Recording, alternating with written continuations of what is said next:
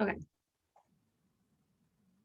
Hi, okay, so we're back. So when we left, we were talking a little bit about the coaching practice, how you ended up in that route. So now I want to know a little bit, like, what are the clients you want to have as your in your practice?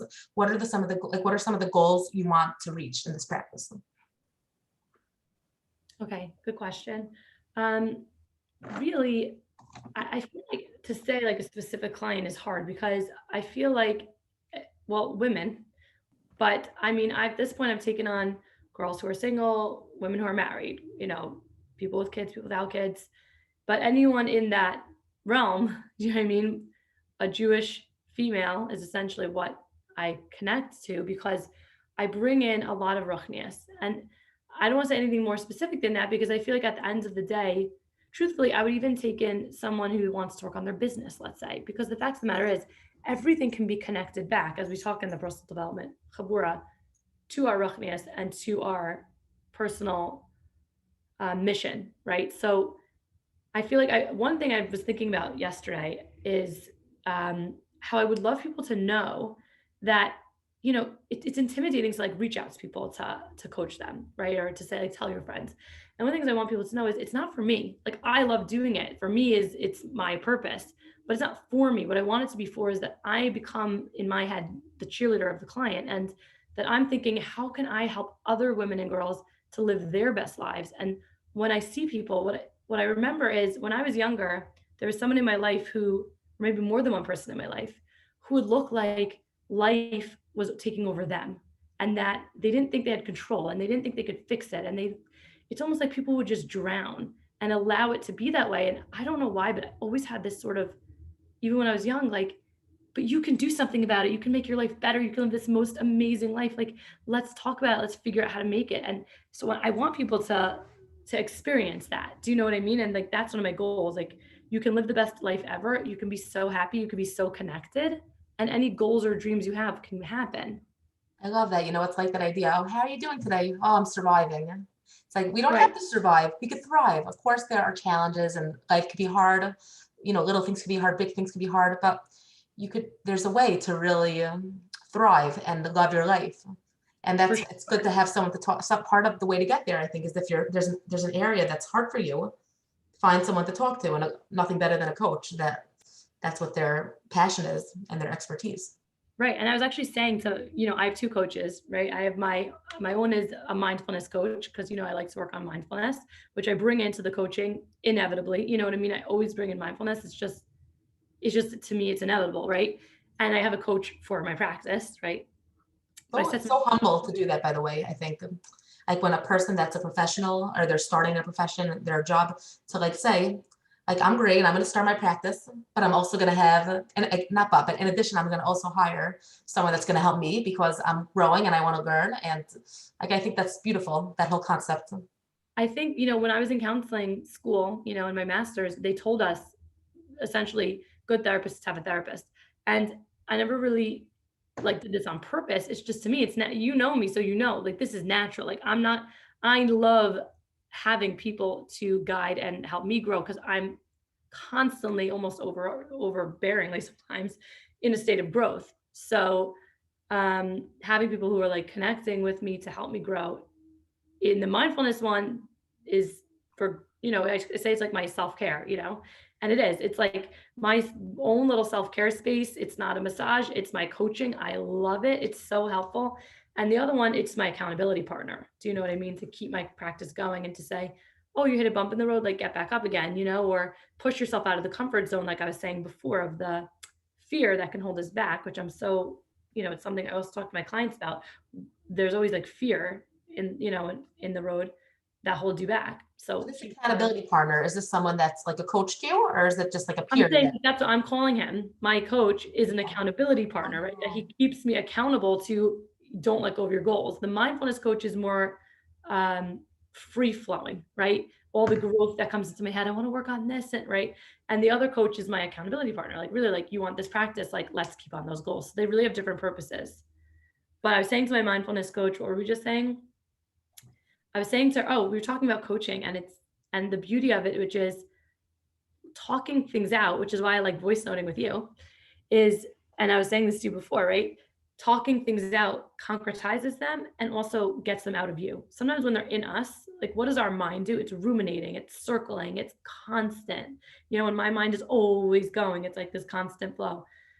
And when you get it out of you to someone else, first of all, you let it go a little bit, but also you can understand it better. Like, oh, now I made sense of it, right? Like in your head, you're not even making sense. You're just kind of like ruminating sometimes. For When you sure. say it to someone else, it's like, now this makes sense. Like journaling would work too. Different people need, well, I think some people thrive more with one, some people thrive more with the other, or you need both. It depends on the person, right? For sure. Yeah, so that's part of why the having that coach helps you like with that process of getting it out. Wow. Getting it out and figuring yourself out and finding clarity. And that's why doing it by yourself is not the same, because someone helping you, first of all, it's again accountability, right? Like if we rely on ourselves, we would say, oh, when I get around to it, I'll think this thing through, right? Right. So it's It like, gives you that okay, push. I'm gonna take it seriously. Like I really want to work on whatever it might be, right? So one is there's a person there you're going to meet with every single week who's going to help you. I really want to work on this, so they're going to help you.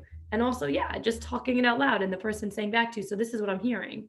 Do you hear that too? Does this resonate with you? And it's like, oh, I never thought about it that way, right? Right.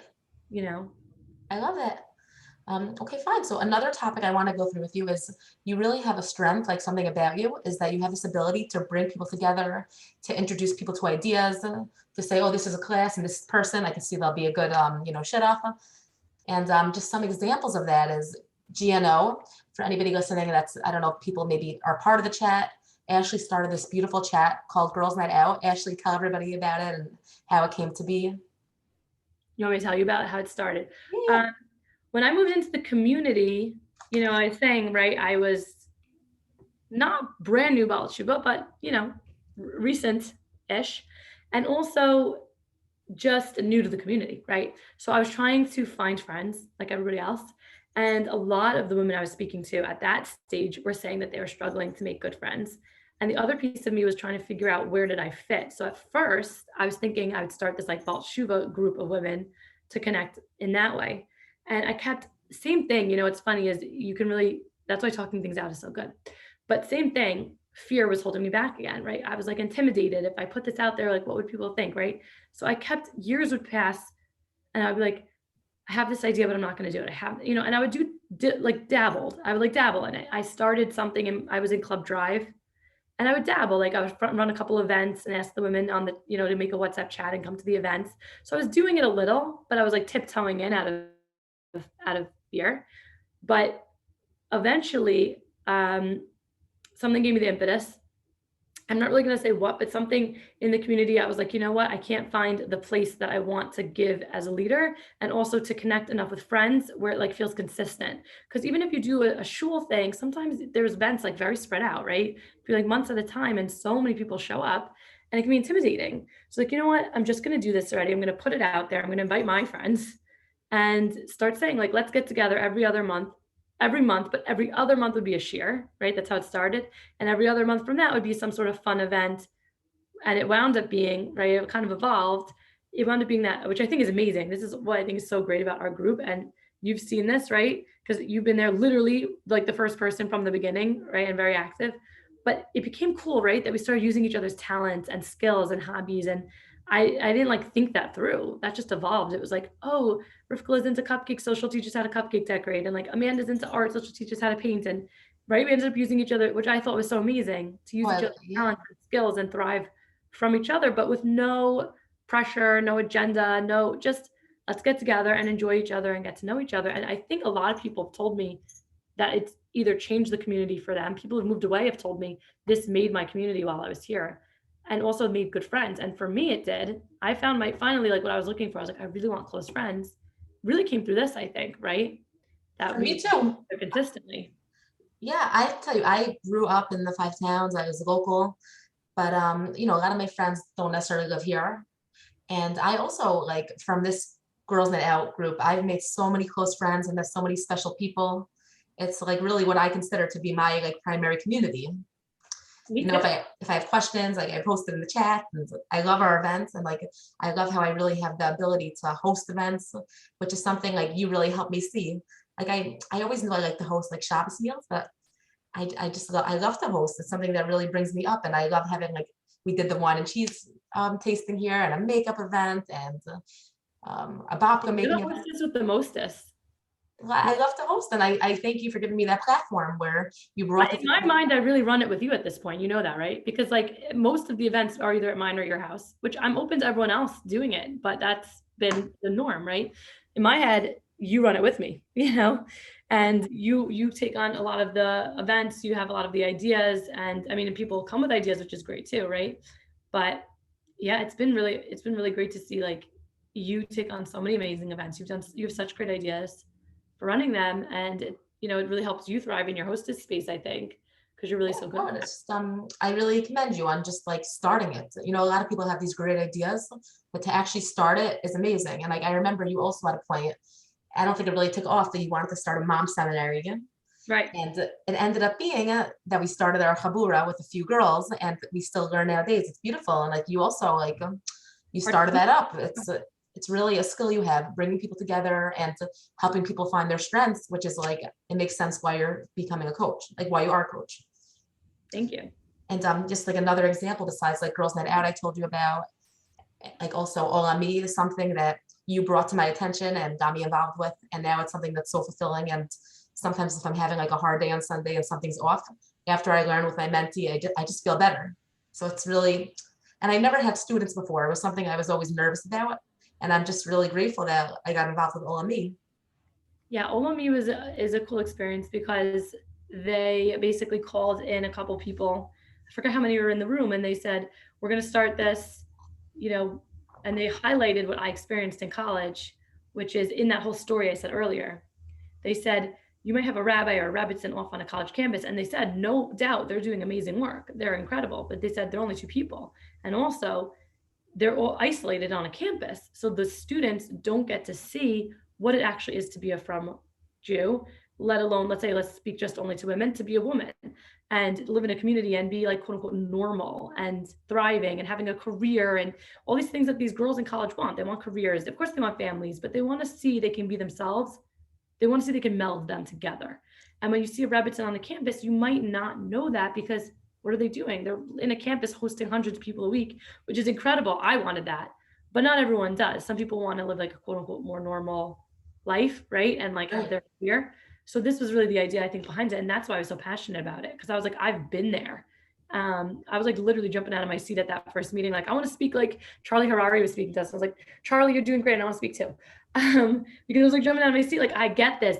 You're speaking to me however many years ago, right? That was me. Like, I wished I knew women to relate to. And when my mother took me to the 5 towns, because she'd gone on board a little bit like, okay, you might do this Torah thing, right? You might be from, but she didn't want me to live in Israel. So she took me to the 5 towns, which I didn't know anything of, didn't grow up knowing about the 5 towns. And I got there and I saw all these fashionable people. And this was like so odd to me because had never seen anyone from, let alone fashionable and from. Right.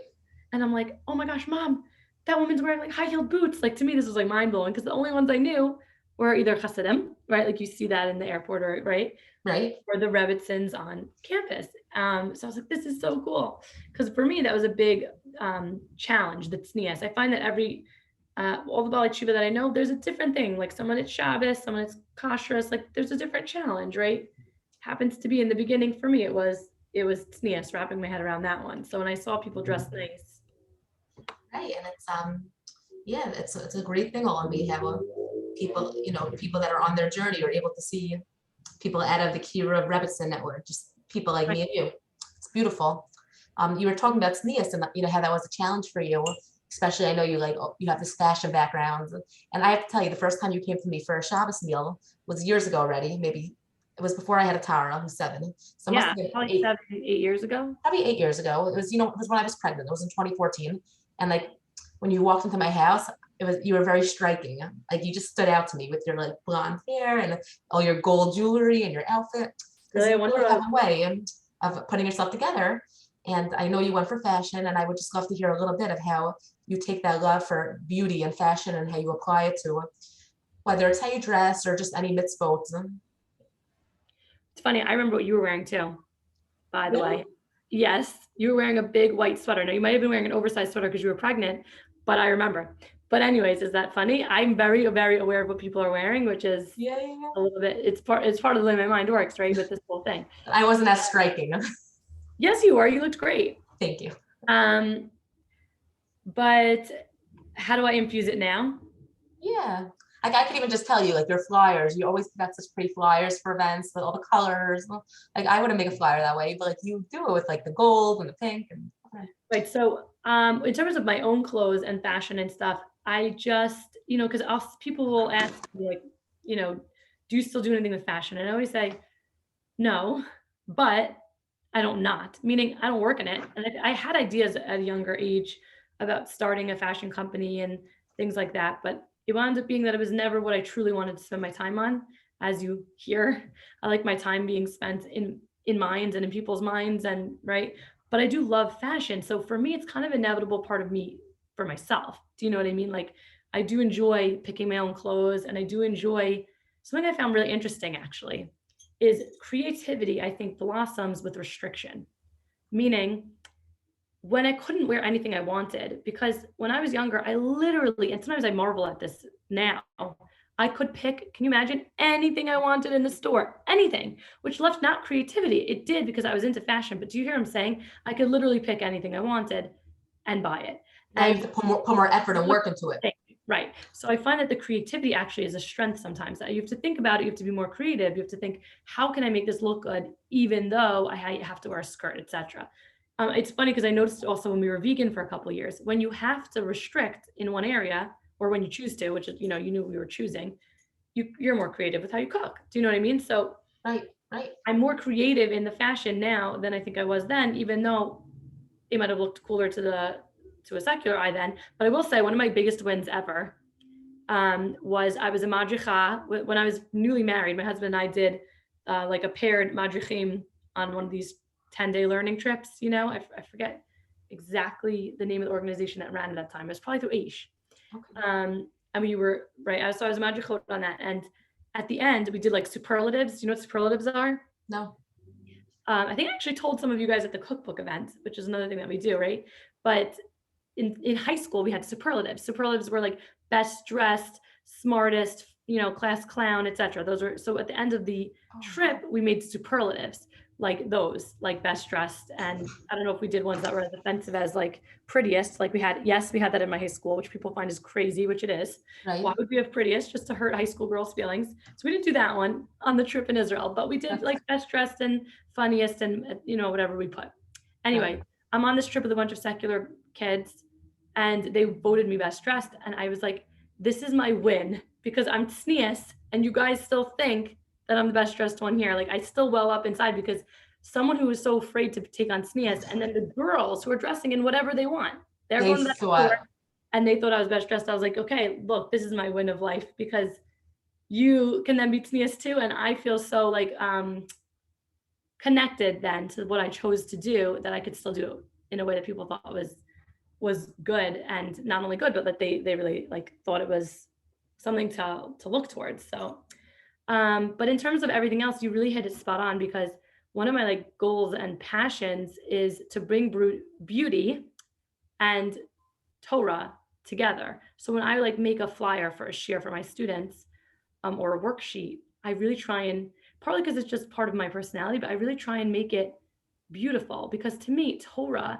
and Ruchnias is so beautiful.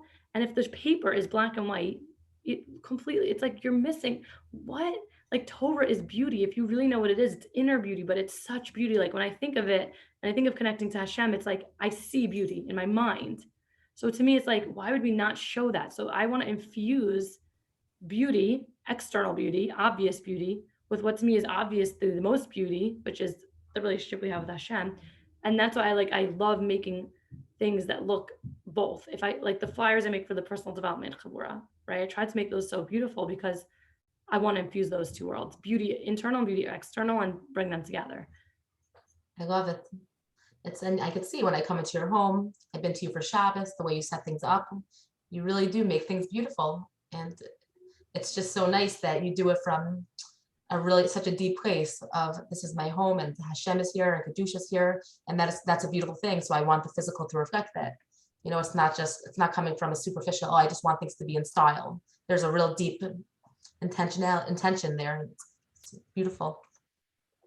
Thank you. You know, my husband also, he's all about this because he's the one who, we redo some stuff in our house lately. Yeah. And sometimes I'm like, fine, Elon. But actually my husband really believes, and he brings it up to me, that he'll say it different. I don't want to quote him wrong, but he'll say that it gives you peace of mind in a home that feels beautiful and calming, and that it brings you to a higher state in your ruchnias if you feel connected to the environment that you're in. And he'll even like quote from Torah, and I don't even know exactly what he's quoting right off the top of my head right now, but I know that he'll say he'll say like, when you connect to your environment, you can thrive in your ruchnias. So that's one of the reasons why both of us are both creative, so it's a little bit part of our personality. Again, like I said before, but also we don't do anything, I guess, light-handedly. Do you know what I mean? Right. Like, it's not just because, oh, you want your house to look good. It's not to impress anybody, and it's not to spend money, or, you know what I mean? We want our environment to match the kind of environment we want our family to feel towards their lives. Do you know what I'm saying? Like, For sure. it should feel what it looks. Makes sense. For sure. No, I love that about you. How you really think about things. You don't live life haphazardly. You bring intention into the mundane, and it's beautiful. So another question I wanted to ask you is the idea of confidence and self-esteem is something that's come up a few times in the course. It's something that I think about a lot, and I just wanted to know what that means to you and what you consider self-esteem is. It's a good question, and I was on a hunt for that answer for years. I was saying, when I go back in my own little story of like how I wanted to help girls, I always thought it was with self-esteem and with confidence, which I think are really important things. But I was on a hunt to the point where, when I was first married, like I said, we went to Israel. I actually made a couple meetings when we were there with different rabbis and rebbitzins to ask them, where in the Torah does it talk about self-esteem? Because I was on this hunt, like, I'm going to find it out and I'm going to like give it over to the Torah world. But over a couple of years of like really trying to figure out what is self-esteem and what is confidence and where does it fit, I found a different answer. And the answer I came to was self-compassion, because I found that, I was working in counseling, I was talking to girls, and usually I was in schools, I was in middle schools and I was in high schools. And I was like, what are they all lacking? And myself, like, what are we struggling with? Is it self-esteem? What I found, and then I thought it was self-worth, which I think is also part of the equation. What I realized is at the root of it is self-compassion. Because if you don't have compassion towards yourself, that's when you're giving yourself negative self-talk. That's when you're beating yourself up in your head. If you speak to yourself with love and kindness, what grows out of it? Hopefully confidence. Hopefully you recognize your self-worth through giving yourself the respect of, you have self-worth, right? I give myself the respect that I'm worthy of talking to myself like I would a close friend, right? That's what self-compassion is to talk to yourself like you would a close friend. Self-esteem, there's a lot of studies now that say it's a negative thing, that kids have too much self-esteem. So there's all these different schools of thought on self-esteem specific. I think that there's pros and cons to everything, right? A good dose of self-esteem is good. But what Rabbi Kellerman says, I always like to say, which is, I'm amazing, Baruch Hashem, right? Right. You're amazing, but you give the credit back to God. That's the ideal, I think. So Right, I think balancing of the two. That balancing, right. So I think I like the way he says it. I think it just sums it up. I'm amazing, Baruch Hashem. If we can come to that place, which is not easy, right? Because first we have to believe we're amazing. I think giving it over to Hashem might even be easier for our generation than even believing it in the first place. But that's why I think self-compassion. If you're compassionate all the time, which I'm not saying that's realistic, but let's say in theory on an extreme, if you're compassionate to yourself all the time, eventually, right, you might come to, oh my gosh, I'm amazing because I'm being kind to myself. Right. I'm using Baruch Hashem. That's the key, right? With the humility, but humility is not, I'm too small to speak up, or I'm too small to be authentic, or I'm too small to be me, or I'm too small, right? It's humility is, I'm actually who I am, whoever that person Hashem created me to be. And I say, but this is from Hashem. So if you're someone who's out there in the world, I'm out there because Hashem gave me this role, but because of Hashem, I'm doing this, right? Or I'm holding back, but that's because I think Hashem wants me to right now. That's what I think is my avoda in this situation. But I think never from fear, never from judgment, right? It's from self-compassion of, this is what the right thing is to do here. Give out, give out to the world, to hold back from the world, do this, do that, right? But from compassion. I love that. Self-esteem, self-compassion are two ideas that I juggle with a lot and I think about a lot. And I actually never really thought about combining them, but it makes so much sense that if you're having a hard time with your self-esteem, maybe you're lacking the self-compassion and the self-talk. It really, that's a lot to think about. I really like that. Yeah. And I know you really like, thought about and worked through some self-compassion ideas. I know this isn't new to you. It's new to some people probably who listen, right? But I Yeah, know that's something you like thought about and we've talked about and how to work on it. And for sure. It's really, with intuitive eating, I think it's part of how it gave me that language of self-compassion. And I read the book by Christian Neff, and something I really try to implement a lot. And it just it makes life a lot better when you're able to have that self-compassion. it does. Cool. Well, Ashley, thank you so much for coming on. We could talk for hours. I love talking to you. There's so many topics, They're really good. and is there any place that I could tell the listeners to reach you? Maybe at the end, you could give me your information. We can put it in the show notes. Anybody wants to work with you or has any questions? Great. Yeah. I'll just give my number at the end, a website to come soon, but in the right time. Yeah, it's going to be beautiful. Not being a perfectionist, but yes, wanted to represent what I said, which is the beauty of whatever's behind it. So hopefully soon, but right now I can share a phone number. Thank you so much. This was so much fun. Thank you. Thanks for being here, everybody.